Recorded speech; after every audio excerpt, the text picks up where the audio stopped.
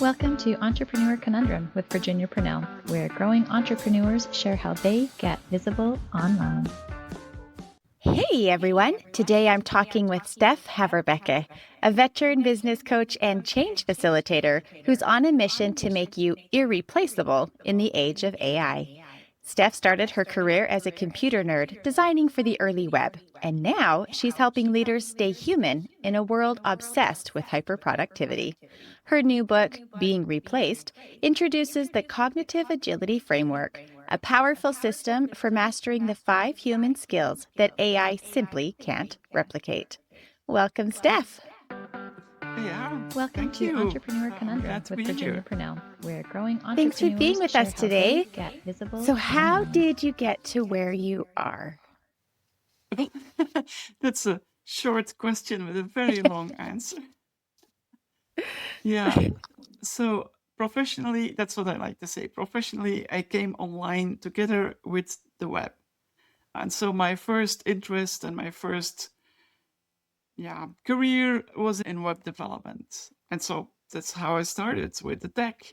But along the way, I got more and more interested in the human side of technology. What does it mean for us people working in organizations? And if you make a new website, it implicitly means that, you have to change some things in your marketing and your sales and retrain your team and so on and so on. And that's something that I discovered very early on, that if you didn't take care of the people as well, then things go sideways very quickly.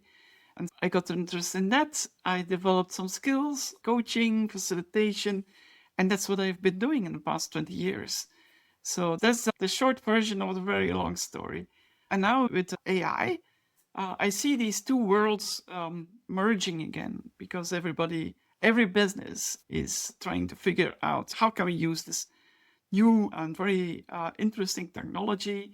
And I'm a guide to these businesses, to these entrepreneurs. Awesome. So, who do you tend to work with these days? Primarily small and medium-sized businesses, their owners, but also their teams and the people, of course. I work with teams every day, but typically I stand in front of a group, explaining some of the core concepts, teaching them how to use AI in an effective way. And then I get the questions, I get the remarks, I get the questions, and I move from there. And typically one session leads to another until we tackle many of the pain points and of the struggles that people experience working with AI. So, how do you get in front of these businesses? I work together with a few partnerships. So I work together with a few organizations. They do lots of the lead generation for me. So I'm kind of in a privileged position, so to say. So I have that allows me to focus really on the core of my business and not so much on the lead generation. But of course, it's something that I'm also preoccupied with. Even if I have some solid partnerships, how can I make sure that people find me and that I can spread the message as far as wide as I can? So that's, of course, on my mind as well. And so I do a lot of webinars, I do a lot of workshops, and most of the time it's word of mouth. So one project leading to another. Do you do much on social media? Not that much, actually. And that's maybe a little bit counterintuitive, but I'm not that big on social media. Whereas everybody is now focusing in the past 10 years, 15 years, we have to get as many followers as we can. And of course, I think it's useful and helpful. But one of the things that I often say to my colleagues, certainly when they're starting out, they say, well, I need to have a website. I need to have a social presence. I need to do all these things to get the word out and to get traction and so on and so on. And then I ask, how many clients do you already have? No. First thing you need to do is find your first client, and then we see. Yeah, so that's what I always say. And so if you don't have any clients, you have a hobby, not a business. Right? Yeah.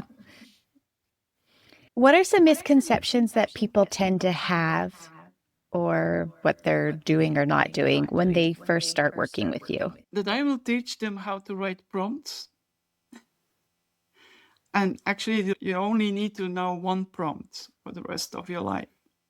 And that prompt is, please help me write a prompt for subject. That's the only prompt you need. So you actually can use AI to really get it to focus on what you actually want and need. And so you can have it write the prompt for you. But most of the time I get it, and then I always start with, what are your expectations? What do you want to take away from the workshop or the session? And that's why we always get, how can I write better prompts? And then once I teach them that, then we move on to the next question. And that primarily is about security. Because, of course, I'm from Belgium, so I work for European businesses, and we have quite some regulation on data security and AI and all that we have. It's on the top of mind. It's top of mind on businesses here. What happens to our data? That's basic question 2.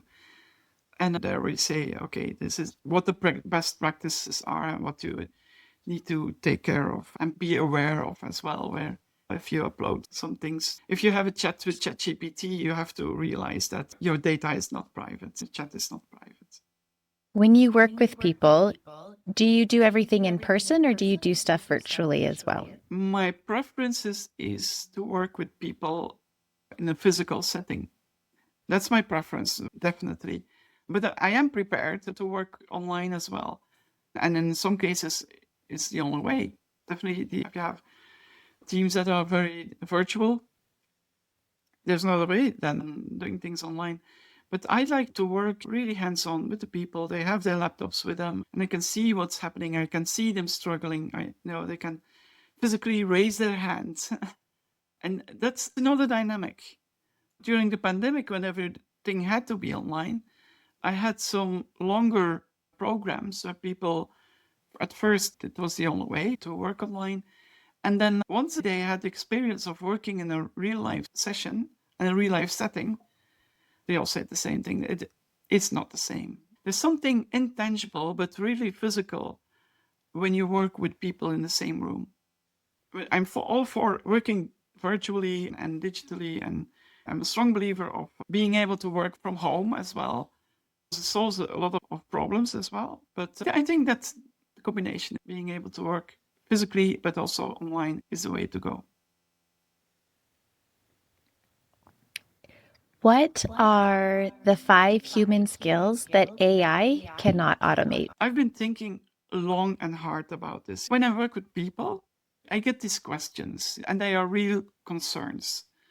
And one of the stories that I tell is about this woman in one of my sessions. It's already almost a year ago, and she said, I chose this job because I love languages. I like to speak them, I like to think in them, I like to write. And now with AI, I don't have to do that anymore. I don't have to practice I don't have the opportunity anymore to practice my language skills. I just have to correct what the AI did. And it's not the same thing. That's kind of a sense that I get with a lot of people. People choose their jobs not only for the money, but also because they want to be of value, and because they want to have the sense of there's this symbiotic relationship where I can learn things, evolve, have the sense that I'm moving forward as well. And when technology is taking that away from us, where's my value? And you hear these stories all the time. And at one point, I heard a story about a woman, and she employed a graphic designer, a freelancer. And so they were discussing about a new logo and this and that. And he made some propositions and some examples. And then she put them in ChatGPT, and she did some variations on that. And she showed it to the graphic designer, and he was angry.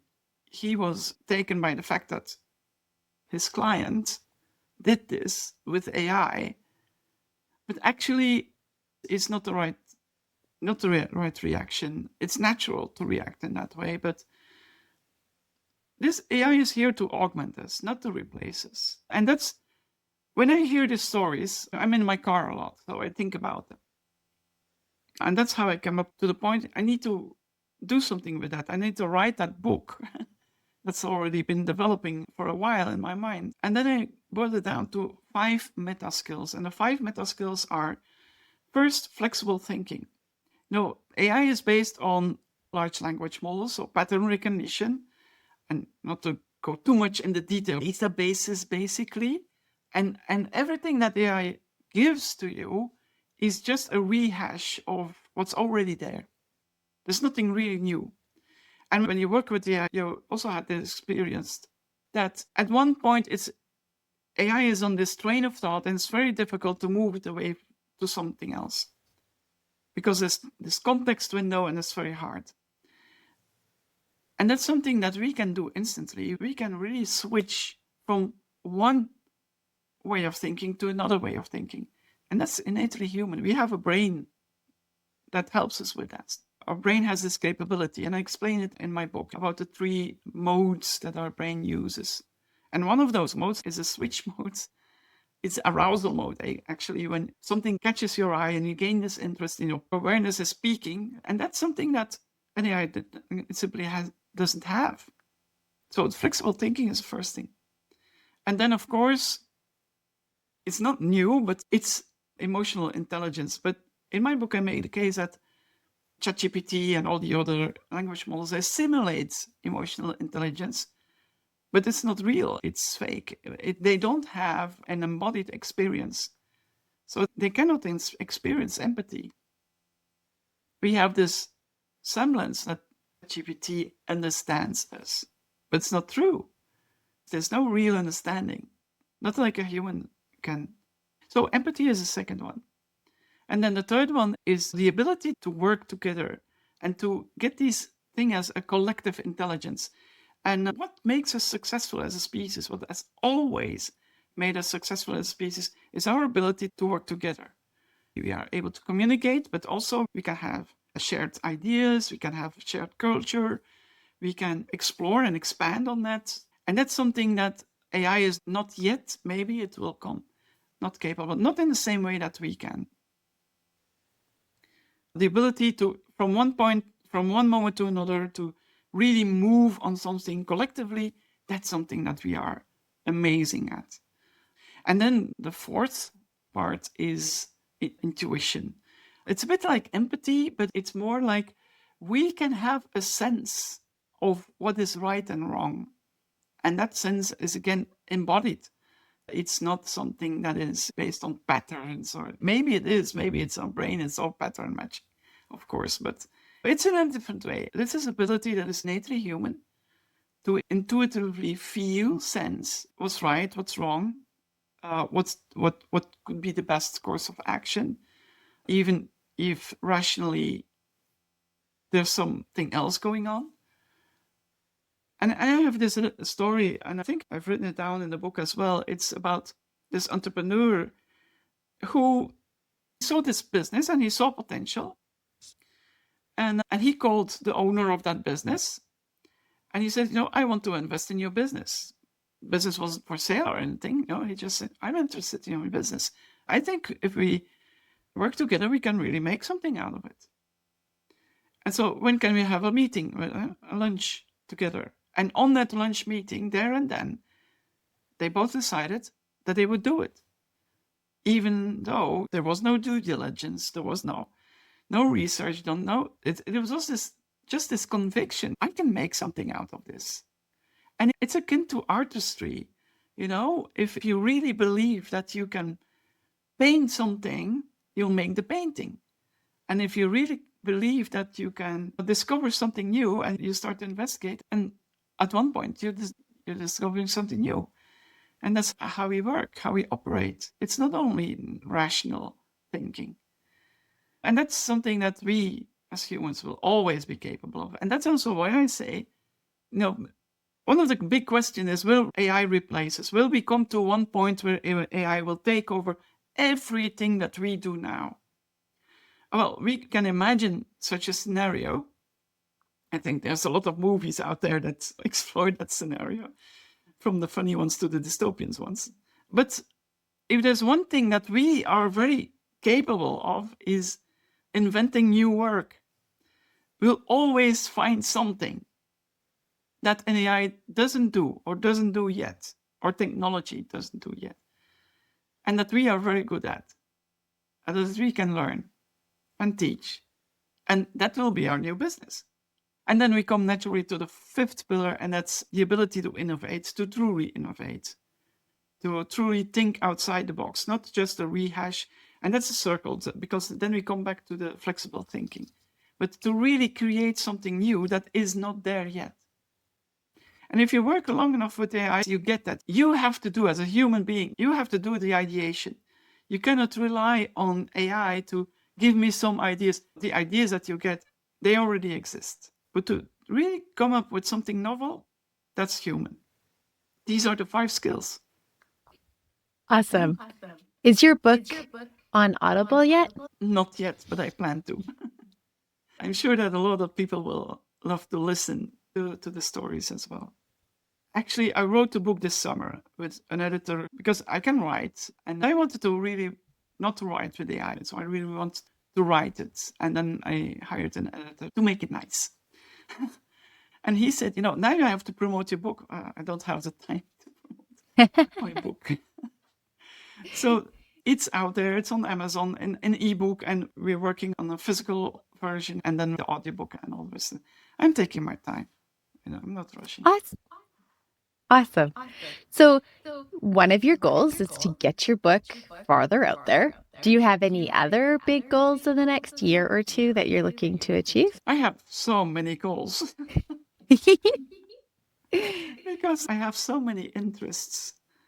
My brain network is easily aroused by new interests and all that. And definitely in this day and age, it's very easy to get curious about things. So one of the things that it's more like not so much something I want to achieve, but more like a mission. And I was talking about this morning with somebody who was interested in working with me. And I said, we need to really teach people about this new technology, what it means, because if we don't, what will happen is that it will be a slaughterhouse. People will lose their jobs. They will be overtaken by technology, and nobody wants that. Maybe a few people want that, but most of us don't want that. So, and I'm on this mission. Now I'm going to say something. I see what's happening. I see what's happening in companies. People are they're not scared, and one point they're enthusiastic and curious, but some have also concerns, and they're valid concerns, real concerns. And so I want to address that and to really empower people. I want to give them the tools. So I wrote this book. Basically, I'm not interested in selling books. I'm interested in getting the message out there to enable people, to empower them. That's my goal. One of the things that I'm working on right now is to open source everything I know. People to have access. You have on YouTube all these people. It's amazing. I watch them all the time. It's what they do and explore. It's always about tools. This tool does that, and this tool does that. And then they guide you to this sales page. You basically have to fill out your email address. And personally, I'm sick and tired of that. I don't like to do that. I'm quite big on privacy as well. And all the knowledge is out there. It's basically, if you know where to look, it's there. But of course, people, they don't always know where to start. So one of the things that I'll do in this book and also in the next books is to guide people to some places online where you just can have access to everything for free. And when free with no strings attached. You don't have to opt in or anything. It's there on the web. And you can start using it. I really want to have people to have access to the knowledge and the tools. That's what I want. That's very thoughtful of you. Well, thank you. I do a lot of driving and a lot of thinking. With all the stuff that you're doing and all the interests that you have and stuff like that, how do you keep like a work-life harmony or balance? Well, the short answer is I don't. But it's not true. I'm very conscious about my time. But I don't see time as a limitation. I see time, it's something that I use. Sometimes say time is money, but I think time is value. It's something else. So I value other people's time. I value my own time. And like yesterday, I spent the whole day with my daughter. We went shopping. We went to eat somewhere. Then I spent 3 hours besides her at the computer because she had some questions. And that's also time. And that's the most valuable time. And that's basically also why I prefer to work in a physical setting, because then we have this shared experience of time. And I think it's very valuable when you can do that. We live in this world where everybody has this with them all the time, their smartphones, and they go and eat together and they're basically not present. I'm always fully present. I have this reputation. People have a hard time reaching me. And I think that's a good thing. Right? Back in the day when we could go places without the phone and we had freedom, and now we like panic when we don't know where it is or we go to leave the house. Yeah, we were actually in renovation. So our roof is gone. And so they're working on our roof. Not today because the weather is not that good. But a few months ago, there was somebody who was, before we decided which company we were going to engage, he came and rang at the door. And I said before, if I'm not there, just go around the back. I'm probably in the garden. And so I couldn't hear the doorbell. I also don't take my phone when I'm in the garden. And he said, I rang twice. I drove around the block and I stopped again. I rang again, but you weren't home. I said, I was home. I was in my garden, but I didn't go around the back. So he didn't get the job. He didn't listen to instruction, right? Yeah. What is the best advice that you have ever received? That's a question. Slow is fast. Definitely, when in this world, and it's actually the core message of my book also, we're in this age of hyper productivity. Everything has to be faster and better, and so on and so on. That puts a lot of pressure on us, and we have this impression that we have to do things immediately. Now, I work with people, and I take my time with people. If you have to imagine, it's not only in businesses, it's also for schools and for these education centers that I give training. And I want to make sure that every single person gets it. So if somebody raises their hand and I give that person my attention, they have my full attention. I'm not in my mind elsewhere. I'm not rushing. I'm not watching. Do we have time for this now? I make the time. And sometimes I see other people looking and say, okay, what's going on? I want to move. I want to move. No, slow a little bit down, Let's take care of each other. The greatest feedback that I always get is that I really have my attention to every single person in a group. And I think that's very valuable because every single person is important to me, not on the planet, but when they are working with me. And they deserve my attention and my time. And if I would rush things, I would lose people. And that's not what I want. So slow is fast. And by taking the time, making sure everybody is on board, making sure that everybody understands what the steps are and what the thing is that they can do, that's how you build a team. That's how you build competency. That's how you foster talent in your organization. You have to be very intentional where you put your attention. And I do this. What's the best advice you've ever given? Well, the opposite, because I was somebody who was really rushing through things. So I learned this the hard way. I wasn't born that way. No? Nobody is. What do you teach yourself? Learn from feedback, actually. It was a very good friend who said, I love to work with you and to bounce ideas around. And what I noticed, she said, is that when you get an idea in your head, you're moving, but you're moving so fast that you lose everybody. So I think that's 20 years ago that she told me that. And it stuck. That really stuck.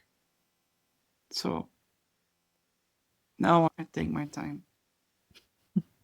Was it hard to slow down more? It is hard. It is hard. It's hard every day. I have also this awareness and this realization that I have to pace myself and that I have to take time. I have to really be conscious about creating the time. I think if karma is something, that is my life lesson. Gotcha. Well, Steff, we have had a good talk. Thank you. But is there something that we haven't covered yet that you would like to? I think even though we are now surrounded by technology, staying human is the best thing that you can do. Because we can imagine a world with most of the things that we do now and that we think that we need to do, like making reports or preparing presentations or preparing for that sales pitch or whatever your business is. And then at one point, AI will be able to help you with that and maybe even do that for you. Where will we make the difference? And the difference is in the human connection. That will be always be the great differentiator. And the business that understands this, that really values people, they will have the biggest chunk of the market. And the people or the businesses who don't, who are only looking to the bottom line, eventually they will lose. So true. Where can we go to learn more about you and what you do? My personal hub on the web is my website, Coach Steff. And that is coach, like you write it, and then Steff, Steff, which is my first name, and then .live. So coachsteff.live. And there you find my resources, the links to my books online, and very soon also the links to the GitHub pages where I open source all my frameworks. So you said your book was on Amazon and your website, right? Yeah. Perfect. Well, thank you so much. Thank you, Virginia. It was, you had some very interesting questions. It really triggered me. Good. All right. Have a great day. Yeah, you too. Welcome to Entrepreneur Conundrum with Virginia Purnell, where Thank growing you so much for entrepreneurs joining us share how today. they get visible online. Thank you so much for joining us today. Be sure to subscribe and leave some love through a review. And I'll catch you on the next episode.